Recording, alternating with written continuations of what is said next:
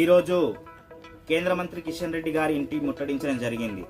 వివిధ వామపక్ష విద్యార్థి సంఘాలు ఎన్ఎస్యుఐ, ఏఐఎస్ఎఫ్, ఎస్ఎఫ్ఐ, పీడిఎస్యు ఇలాంటి విద్యార్థి సంఘాలు, యువజన సంఘాలు కలిసి కేంద్ర మంత్రి కిషన్ రెడ్డి గారి ఇంటిని ముట్టడించడం జరిగింది. ఎందుకంటే దేశంలో నీట్ ఒక ఎగ్జామ్ అవకతవకల పైన తీరా అవమానాలు, అనుమానాలు వ్యక్తం చేస్తూ ఈ యొక్క కేంద్ర మంత్రి కిషన్ రెడ్డి గారి ఇంటిని ముట్టడించడం జరిగింది.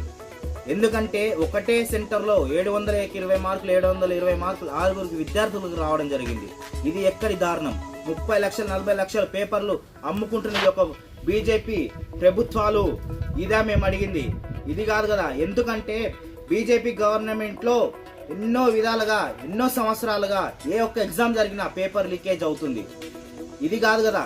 అంటే బీజేపీ ప్రభుత్వము లీకేజ్ ప్రభుత్వంగా చెప్తున్నాను. ఎందుకంటే ఈ యొక్క బీజేపీ చేసిన ఈ యొక్క నీట్ ఎగ్జామ్ తర్వాత ఏ విధంగా దేశంలో అల్లర్లు వచ్చాయో తెలుస్తుంది. ఎందుకంటే పేద బడుగు బలహీన వర్గాలకు సంబంధించిన విద్యార్థులు కష్టపడి తమ తల్లిదండ్రులను అదోటి ఇదోటి అడిగి రక్తాలు పిండి మరి వసూలు ఫీజులు కావాలి అని చెప్పి తర్వాత చదువుకున్న తర్వాత ఈ విధంగా పేపర్ లీకేజ్ చేస్తూ వాళ్ళ యొక్క తల్లిదండ్రులకు తీరా అన్యాయం చేస్తూ విద్యార్థులకు అన్యాయం చేస్తూ ఈ యొక్క ప్రభుత్వం ఉంది.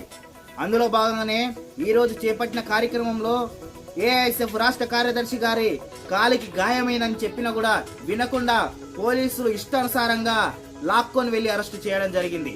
అంటే ఇప్పుడు తెలంగాణ ప్రభుత్వంలో కాంగ్రెస్ ప్రభుత్వం ఉంది కాబట్టి, తెలంగాణ ప్రాంతంలో కాంగ్రెస్ ప్రభుత్వం ఉంది కాబట్టి ఈ యొక్క కాంగ్రెస్ ప్రభుత్వము ఎవరైతే ఏఐఎస్ఎఫ్ కార్యదర్శి పుట్టలక్ష్మణ్ పైన తన ఇష్టానుసారంగా అరెస్టు చేశారో వాళ్ళని, ఆ పోలీసు వాళ్ళని తక్షణమే కాంగ్రెస్ ప్రభుత్వము సస్పెండ్ చేయాలని కోరుతూ, అదేవిధంగా రానున్న రోజులలో ఈ యొక్క నీట్ సమస్యను పరిష్కరించకపోతే ఏఐఎస్ఎఫ్ కార్యకర్తగా, ఏఐఎస్ఎఫ్ గా, వివిధ విద్యార్థి నాయకులంగా మేము వచ్చి